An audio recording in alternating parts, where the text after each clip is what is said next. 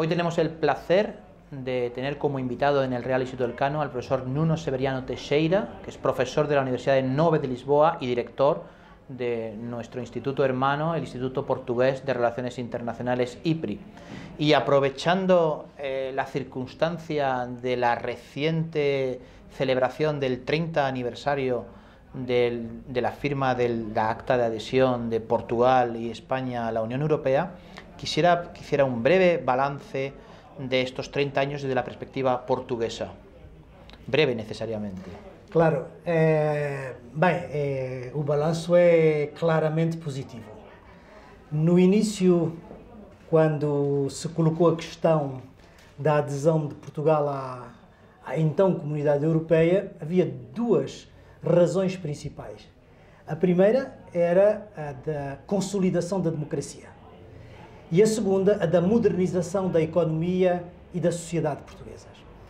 Ao fim destes 30 anos, eu diria que foi ganha a aposta da integração europeia, a sociedade portuguesa modernizou-se, europeizou-se, não só do ponto de vista da economia, mas também do ponto de vista das instituições, e aproximou-se claramente dos padrões europeus, embora, obviamente, houve também a consolidação clara da democracia, mas hoje enfrentamos novos desafios e esses desafios vêm, sobretudo, da crise do euro e da crise do projeto europeo.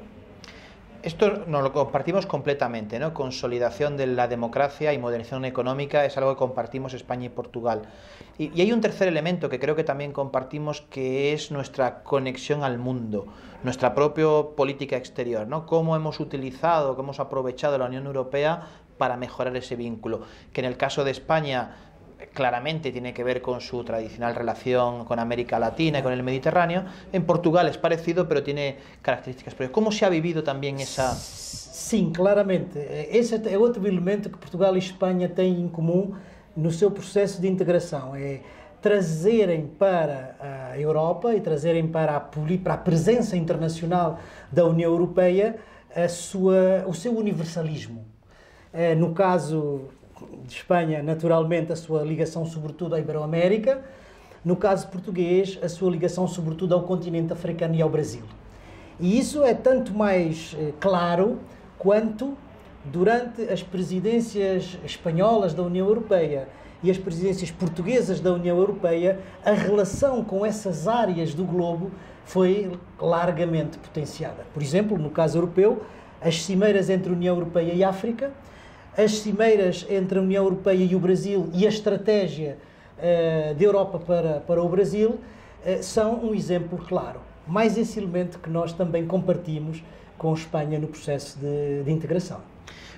Una pregunta adicional sobre la relación propiamente bilateral. Es claro que el hecho de que ambos estados, que durante mucho tiempo, ¿no?, vivíamos un poco de espaldas y entrásemos juntos en la Unión Europea, ha reforzado los vínculos comerciales, personales, sociales, pero también me gustaría preguntar desde el punto de vista más político, de cómo los dos actuamos juntos en Europa, si realmente eso aún hay mucho recorrido para mejorar, o ya estamos, o realmente ya somos socios estratégicos que compartimos decisiones, cómo hemos gestionado la crisis teniendo en cuenta que teníamos muchos intereses compartidos, o aún estamos un poco separados desde el punto de vista de actuar juntos en Bruselas. Claro, sim, é verdade que a integração europeia de Portugal e de Espanha mudou, do meu ponto de vista, de uma forma radical as nossas relações bilaterais, porque até aqui, como dizia, estávamos de costas voltadas, e não só de costas voltadas no plano interno da Península Ibérica, mas de costas voltadas em termos internacionais. Ou seja, as alianças portuguesas, do ponto de vista extrapeninsular, eram sempre diferentes das alianças espanholas.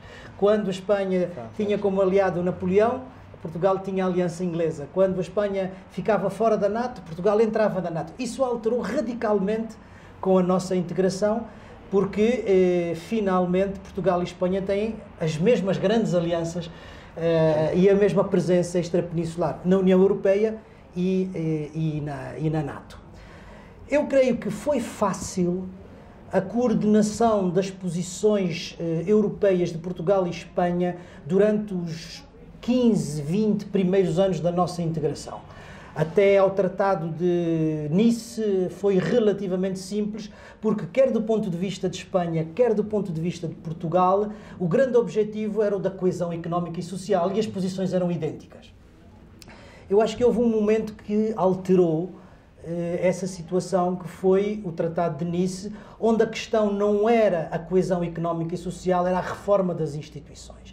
E aí a posição de Espanha como um país médio ou grande e a posição de Portugal como um país mais pequeno no quadro da União fazia com que houvesse distinções no seu posicionamento. Eu acho que hoje Portugal e Espanha têm uma relação tão próxima e uma relação bilateral tão boa, que podem com muita clareza identificar aquilo em que são aliados e aquilo em que têm interesses divergentes e cooperar naquilo em que têm interesses comuns e ao mesmo tempo ser leais nessa relação naquilo em que têm interesses diferentes.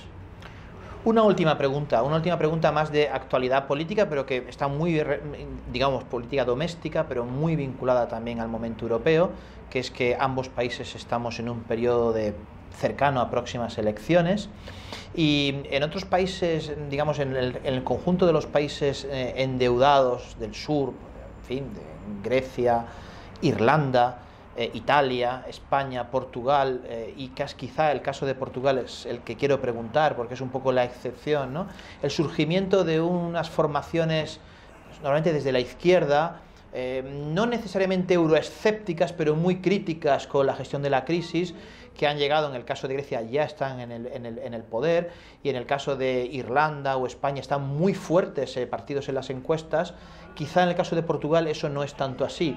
Y quería saber cuál es el motivo de que no sea eso así, y su punto de vista sobre por qué Portugal está fuera o no tan intenso ese ciclo de protesta crítica con la Unión Europea desde la izquierda.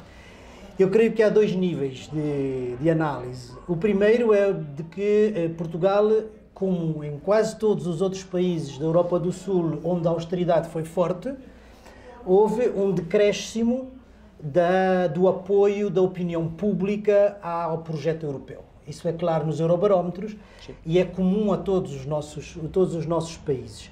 E, de facto, é um elemento preocupante porque é um elemento de deslegitimação da União Europeia nestes países que são países fundamentais no quadro europeu.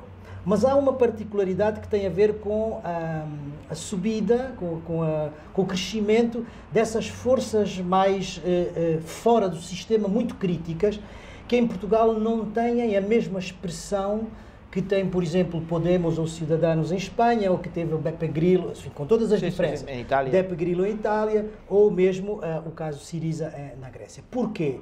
Do meu ponto de vista, por duas razões. Uma à esquerda e outra à direita.